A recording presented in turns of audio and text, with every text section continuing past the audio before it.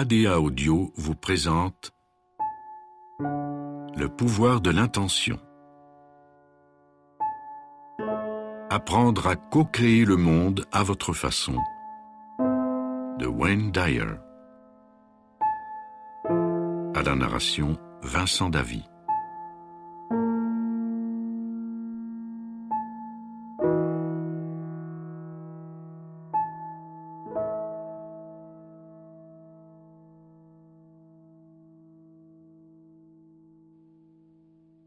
Une nouvelle perspective sur l'intention. Au cours des dernières années, mon intérêt pour l'étude de l'intention ne s'est jamais démenti et m'a amené à lire des centaines d'ouvrages de psychologues, de sociologues, de maîtres spirituels, d'érudits et de chercheurs universitaires. Mes recherches ont révélé qu'il existe une définition communément acceptée de l'intention comme étant un but ou un dessein clairement affirmé, accompagné de la détermination d'obtenir le résultat désiré.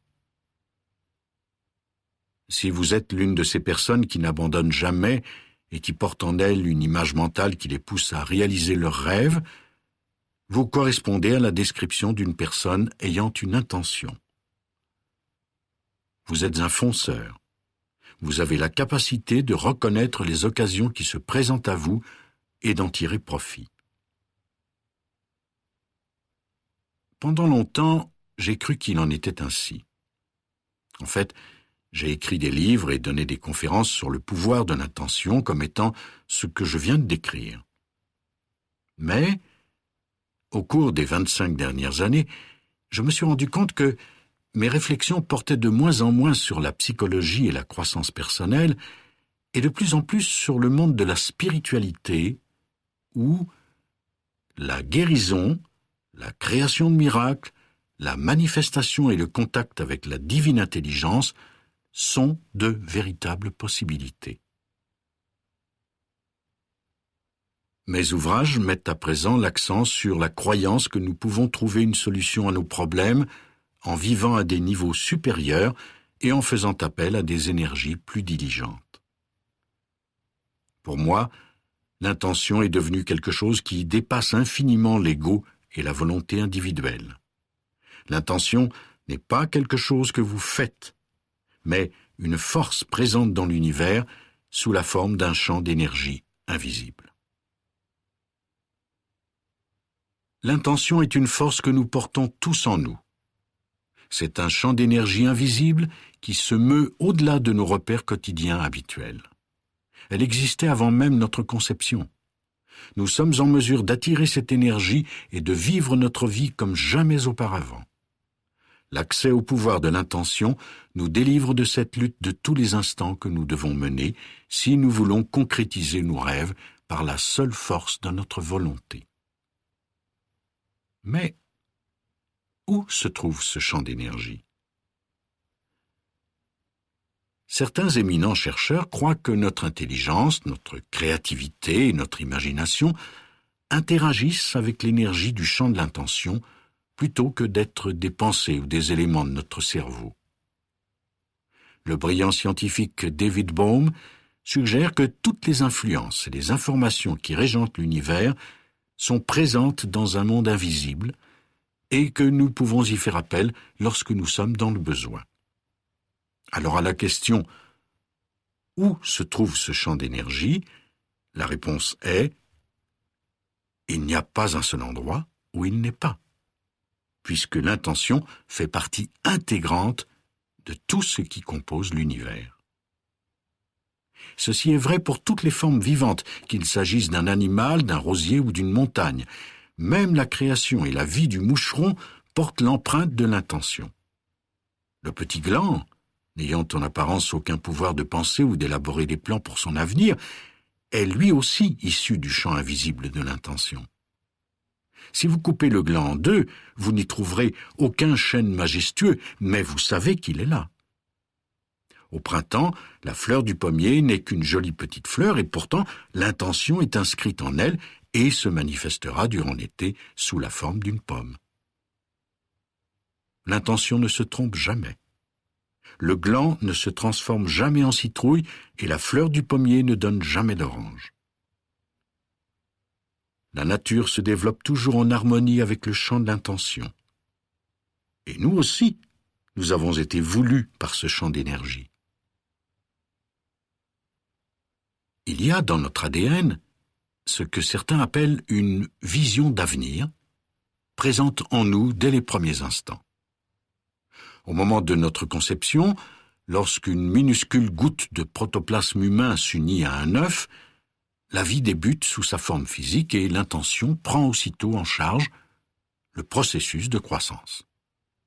La structure de notre corps, notre aspect physique, notre développement sont orientés dès notre conception. L'intention s'occupe de tout en notre nom. Elle fait pousser mes ongles, battre mon cœur et digérer mes aliments. C'est elle qui écrit ce livre et elle en fait tout autant pour chacun d'entre nous et pour tout ce qui existe dans l'univers.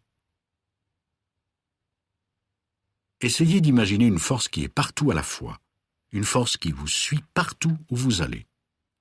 Elle ne peut être divisée et pourtant elle est présente dans tout ce que vous pouvez voir ou toucher. À présent, élargissez votre conscience de ce champ d'énergie infinie au-delà du monde des formes et de la finitude. Cette force invisible est partout.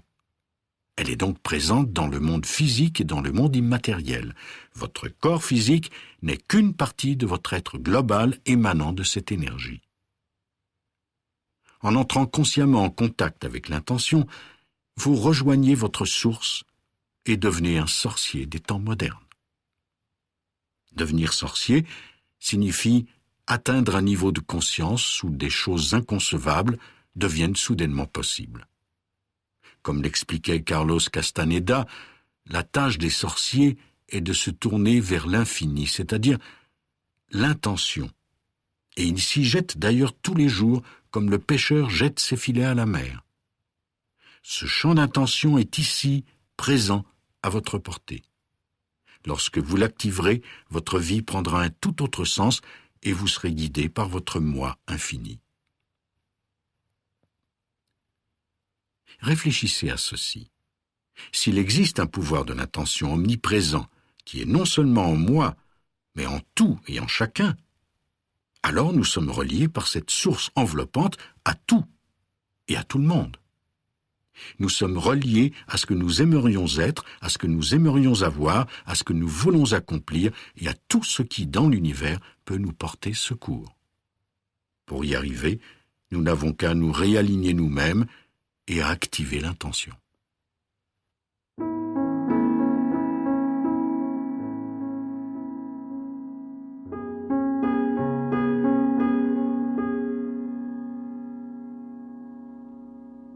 Mais comment en sommes-nous venus à nous couper de cette source?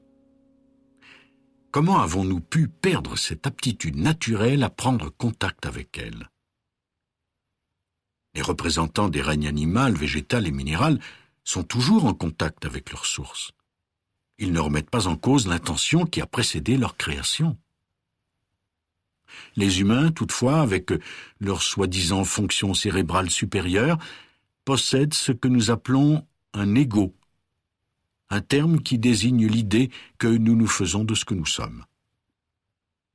En permettant à l'ego de déterminer le chemin qu'empruntera notre vie, nous désactivons le pouvoir de l'intention. Voici brièvement 5 croyances au sujet de l'ego. 1. Je suis ce que je possède. Mes possessions définissent qui je suis. 2. Je suis ce que je fais.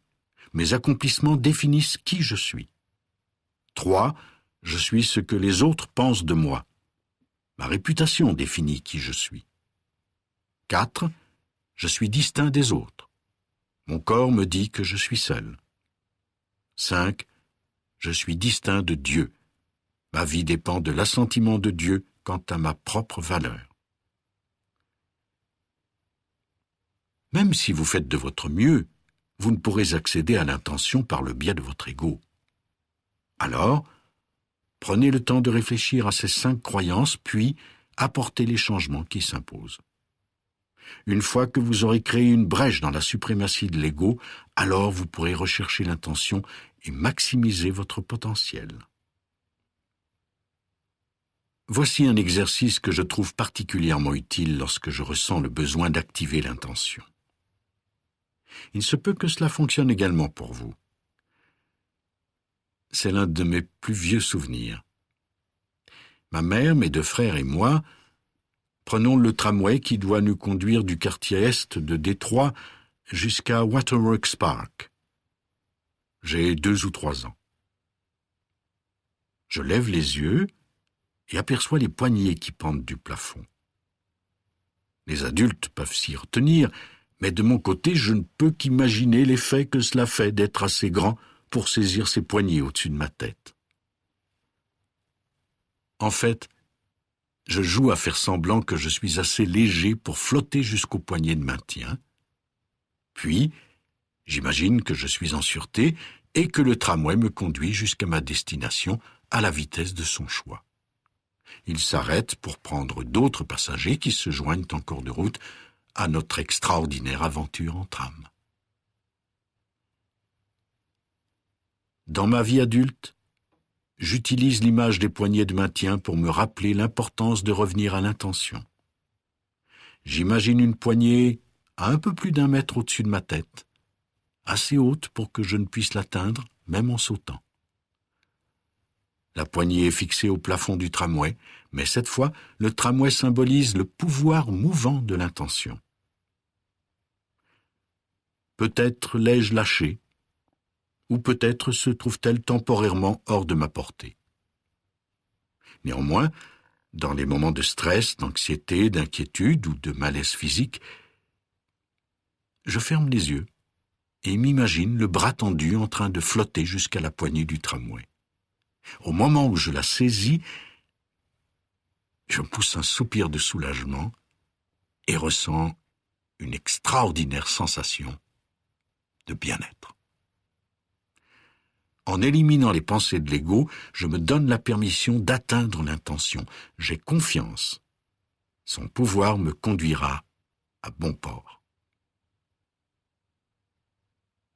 À présent, détendez-vous, saisissez la poignée du tramway et acceptez d'être porté par ce même pouvoir qui transforme les glands en arbres, les fleurs en pommes et de minuscules cellules en êtres humains. Saisissez la poignée du tramway et créez votre propre lien.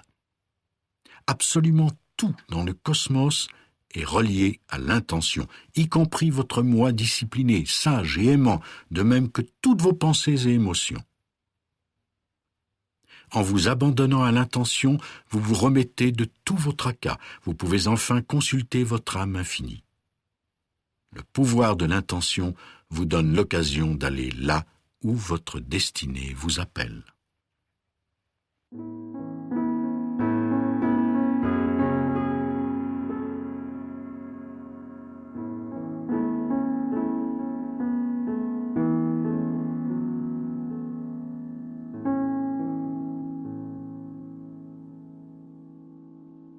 Il y a de cela plusieurs années, je pris la décision de ne plus boire d'alcool.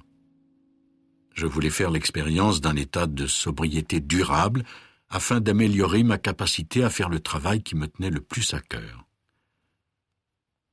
Je sentais que j'étais appelé à enseigner comment conquérir notre indépendance en écrivant des livres et en donnant des conférences. Plusieurs professeurs m'avaient expliqué que la sobriété était une condition préalable à l'accomplissement de la tâche pour laquelle j'étais appelé. Peu de temps après avoir apporté des changements radicaux à mon mode de vie, je me rendis compte qu'une force semblait me soutenir lorsque j'étais tenté de retomber dans mes vieilles habitudes de boire quelques bières après le dîner.